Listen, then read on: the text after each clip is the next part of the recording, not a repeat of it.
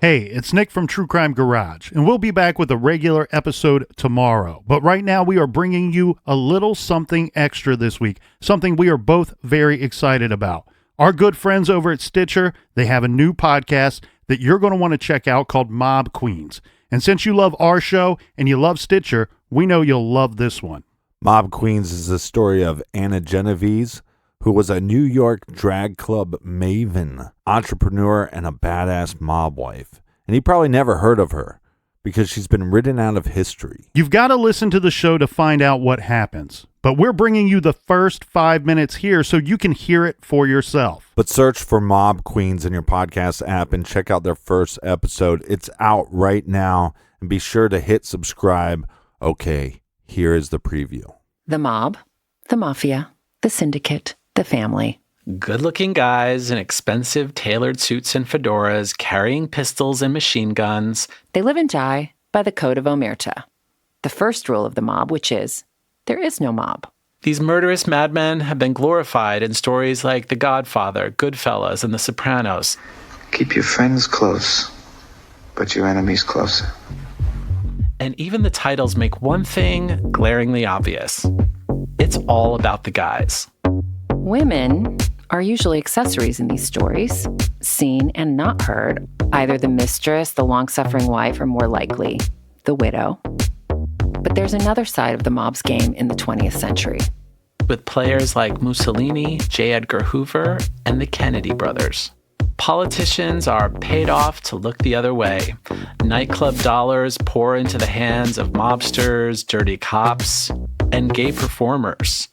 We're talking about New York City's very first drag clubs. And the woman, that's right, a woman who ran them. A woman named Anna Genovese. Anna crashed through a sea of male chauvinism to become a rule breaker and shit disturber. This woman did something no other mob wife has done before or since. She stood up to her husband in the most courageous way possible. Everything you do, I wanna do. Everything you know, I wanna know. Who was this mob queen with the insight and ability to write her own ticket in a man's world? That's what we want to know.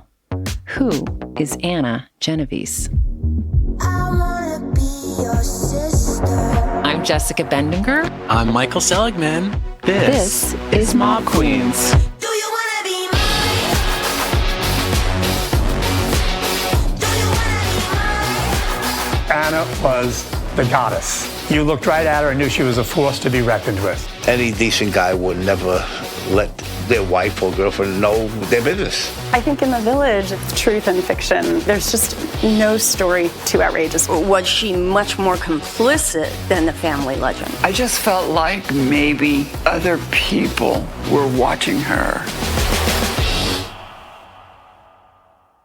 Wait a minute. Before we get started, who are you? I'm Jessica Bendinger. I wrote a little cheerleading satire called Bring It On, Yes. which I recently learned is in the gay canon, which made me very happy, by the way. It is officially in there, yeah. What about you, Michael? Who are you? Oh, who am I? Well, I am also a writer. I work on a TV show called RuPaul's Drag Race, and I've written for shows like Mysteries and Scandals and E! True Hollywood Story. So, to be clear, there isn't a book that's been written about Anna Genovese. There isn't a magazine article, a miniseries, a biography on the History Channel. We couldn't even find an obituary or a grave marker. Yeah. I mean, in fact, if you take, almost 5 years of research? More. 18 out-of-print books? More. Dozens of newspaper articles and a handful of court records that we've collected and put them all together. The information in all of that material specific to Anna Genovese fills about maybe a dozen pages.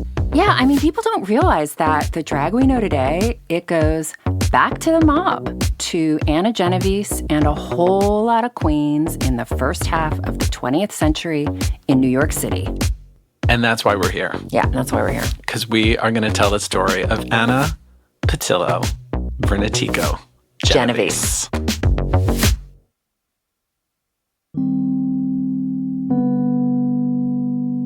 March 1953, Mrs. Genovese pulls the rug from under her gangster husband, Vito Genovese, and began putting on the record the inside story of the Costello crime syndicate.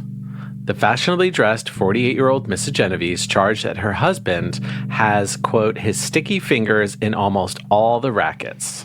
This is the New York Daily News article that first draws our attention to Anna Genovese way back at the beginning of our research. And the article's from 1953, so of course the woman doesn't even get her own name. She's just Mrs. Vito Genovese. Vito, who, by the way, is one of the most murderous madmen in mob history. So this is Anna testifying against her husband in open court. I mean, this is so unprecedented. And she is talking. She is giving up the goods, the locations, the codes. She's not holding back.